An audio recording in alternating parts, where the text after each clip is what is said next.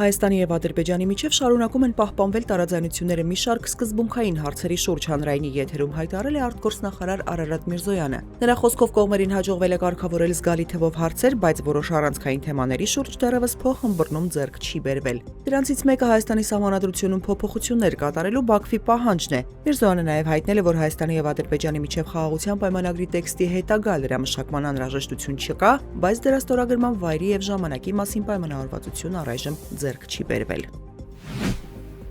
Հայ-թուրքական հարաբերություններում հասունացել է երկխոսությունից կոնկրետ գործնական քայլերի անցնելու անհրաժեշտությունը, ասել է արտգործնախարար Արարատ Միրզոյանը։ Նա վստահություն է հայտնել, որ մոտ ապագայում հնարավոր է նկատելի առաջընթաց, նշելով, որ արդեն տարեվերջին կարող է կարևոր խորհրդանշական քայլ արվել։ Ինչ վերաբերում է Ռուսաստանին, ըստ Միրզոյանի, Ռուսաստանին Հայաստանից դուրս թողնելու, Ռուսաստանի հետ քաղաքական, տնտեսական եւ այլ կապեր խզելու օրակարգ Հայաստանի կառավարությունը չունի։ Դա ուղիղ ասվել է նաև Երևանի միջազգային գործընկերներին, որպեսզի թյուրըմբռնում չլինի։ Նախարարն ընդգծել է հարաբերությունների խորացումը Եվրամիության հետ նպատակ չունի խզել կապերը Ռուսաստանի հետ։ Կենտրոնական բանկը հրապարակել է բնակելի անշարժ գույքի գների ինդեքսը, որն արտացոլում է բնակելի անշարժ գույքի շուկայում գների փոփոխությունների դինամիկան Հայաստանում։ Դրա համաձայն այս տարվա երրորդ եռամսյակում բնակելի անշարժ գույքի գները նախորդ տարվա նույն եռամսյակի համեմատ աճել են 5.5%, իսկ նախորդ եռամսյակի համեմատ 1.9%։ Միաժամանակ այս տարվա երրորդ եռամսյակում Հայաստանում իրականացվել է 7113 բնակելի անշարժ գույքի առք ու վաճառքի գործարք, շուրջ 215 միլիարդ դրամ ընդհանուր արժեքով։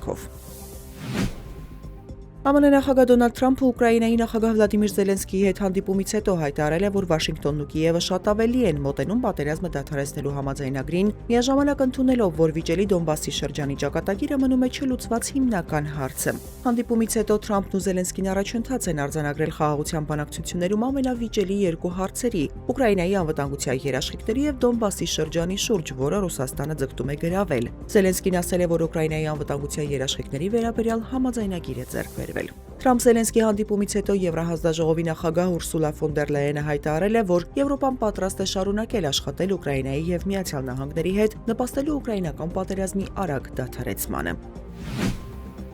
Երևանում առաջին ձյան տեղումներից հետո քաղաքապետարանն իրականացրել է ձնամաքրման աշխատանքներ բոլոր վարչական շրջաններում, բայց բակերում եւ մայթերին դեռևս խնդիր կա, հայտնել է քաղաքապետի խորհրդական Կամո Արեյանը։ Նա վստահեցրել է, աշխատանքները շարունակելու են նաեւ դեկտեմբերի 29-ին, քանի որ մայթերին ու բակերում դեռևս խնդիր կա։ Քաղաքապետ Տիգրան Ավինյանն էլ նշել է, հաշվի առնելով, որ հենց նոր տարվա գիշերը ձյան առատ տեղումներ են լինելու, պետք է պատրաստ լինել, որպեսզի քաղաքը անցանելի լինի։ Հայաստանի տարածքում փակ ավտոճանապարհներ կան, մասնավորապես փակ են Արագածոտնի մարզում Ամբերտ Կայանից Ամբերտ Համրոց եւ Քարիլիճ տանող ճանապարհները, ինչպես նաեւ Բերդ Ճամբարակ ճանապարհը։ Մի շարք ճանապարհներ էլ փակ են կրծորթիչով բեռնատարների համար։ Վարդենյաց լեռնանցքում ձյուն է տեղում, Մեղրուսար կոչվող հատվածում բուք է։ Վրաստան-Ռուսաստան սահման տանող Ստեփան-Ծմինդա-Լարս ավտոճանապարհը փակ է բեռնատարների համար։ Հայաստանում այսօր ցերեկն առանձին շրջաններում սպասվում է ձյուն, օդի ջերմաստիճանը դեկտեմբերի 29-ից 39 աստիճանաբար կնվազի 8-ից 10 աստիճանով, դեկտեմբերի 31-ի եւ հունվարի 1-ի գիշերը նույնքան կբարձրանա։ Երևանում այսօր ցերեկը ձյուն է սպասվում, ցերեկային ժամերին մայրաքաղաքում կլինի 0-ից 2 աստիճան տաքություն, երեկոյան 1-ից 3 աստիճան ցուրտ։